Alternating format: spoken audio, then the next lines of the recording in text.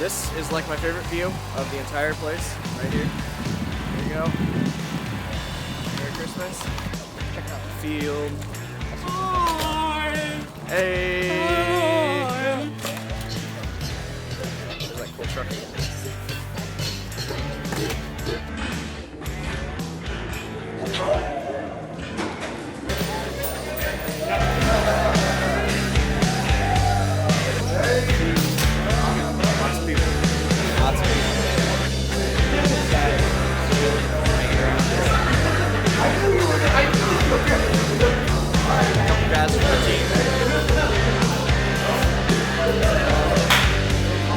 Mike.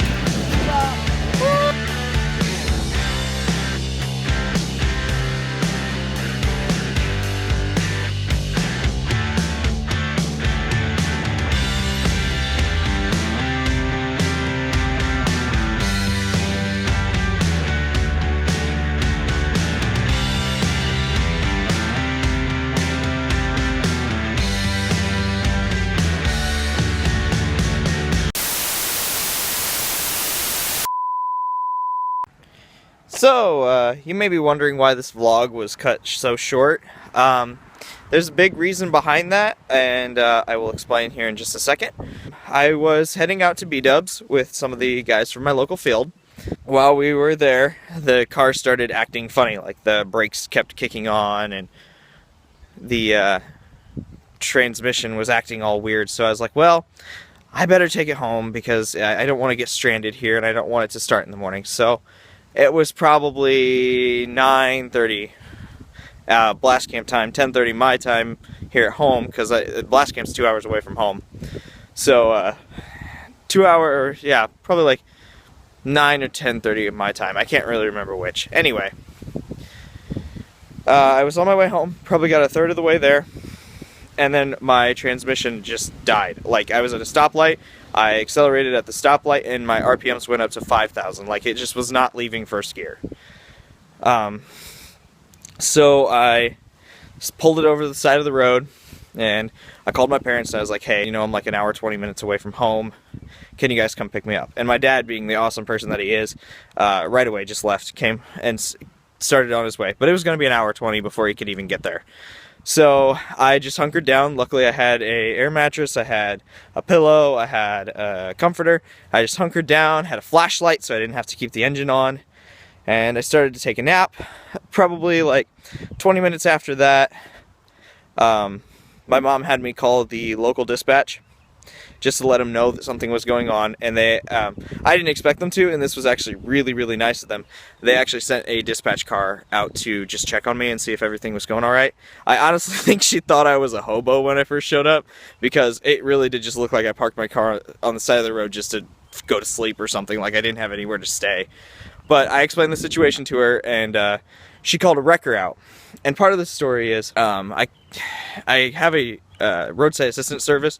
If you know what AAA is, that's what it is. And they actually couldn't get any of the wreckers, because by the time that I called them, it was probably like 11 o'clock or so, and none of them wanted to come out. So they suggested that I called 911.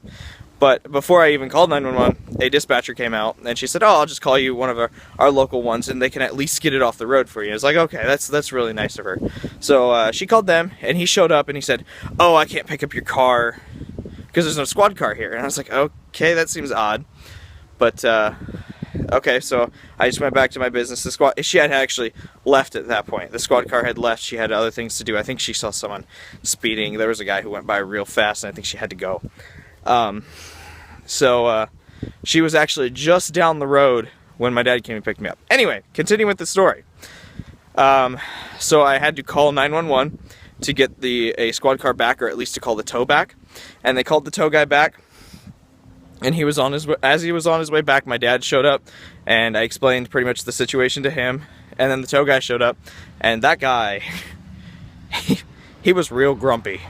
He was not happy that he had to come back, because I think that he wanted to go to bed. And I do not blame him, but also he did not need to be that grumpy with me, because I was in the same case. I just wanted to go home and go to bed.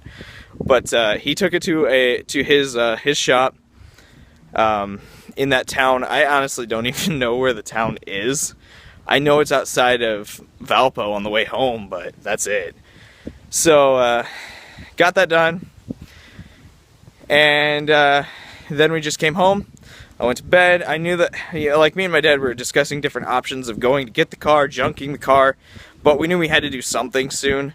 Luckily, I have 2 great friends, and they know some people, and they're able actually to get me a truck, get me a trailer, and we're gonna head out there today and go and get it.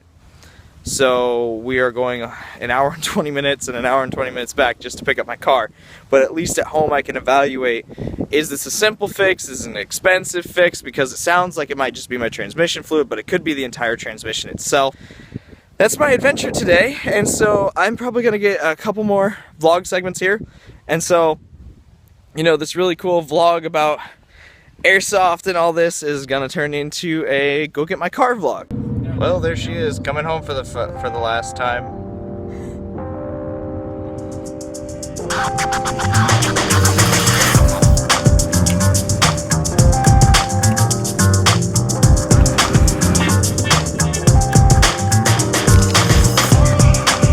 So I just woke up here shortly and noticed that I actually lost the footage for my last segment I put together.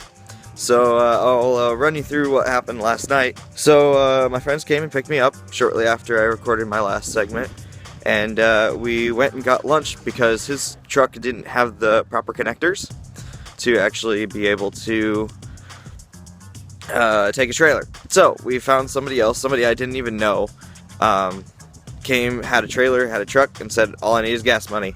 A co-worker of one of the guys who came out and helped me. So we drove all the way there, which was an hour and 20 minutes away, hour 20 minutes back, so we probably spent probably 3 hours altogether picking up the car, getting transmission fluid, trying to get it to run. Didn't run, so we were like, okay, we got to bring it back. But yeah, we got it back. It's here. I can show you here in a second. And the transmission is totally dead. But you know, went to church afterwards, and to be honest, like, for all that happened, I mean, I should be mad that the transmission is dead and all that stuff, but I'm really not. I'm just happy for the small stuff that happened, you know. I'm really happy for getting to hang out with the Airsoft guys, and for my friends being able to put together a crew so quickly to go and get the car. Like, with me and my dad, it would have taken us a couple days, and that would have just charged, the place would have just charged us to keep it there, the place where we went and picked it up from. But besides that, yeah, that's really it. I mean, yeah, not much else to say. I'm just super thrilled for the small things that happen, you know. Got all my stuff back. Probably had about $1,500 worth of cameras and gear in the car. So I was really worried that I wasn't going to get some of that back. But there we are. I'm super happy, super thankful, and I mean, hold on a second. There we are. She's back at the house.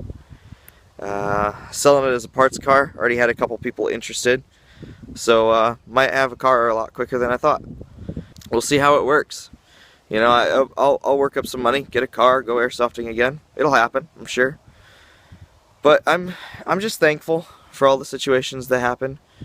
Yeah, this gives me an opportunity to get a new car, which I've wanted for a while.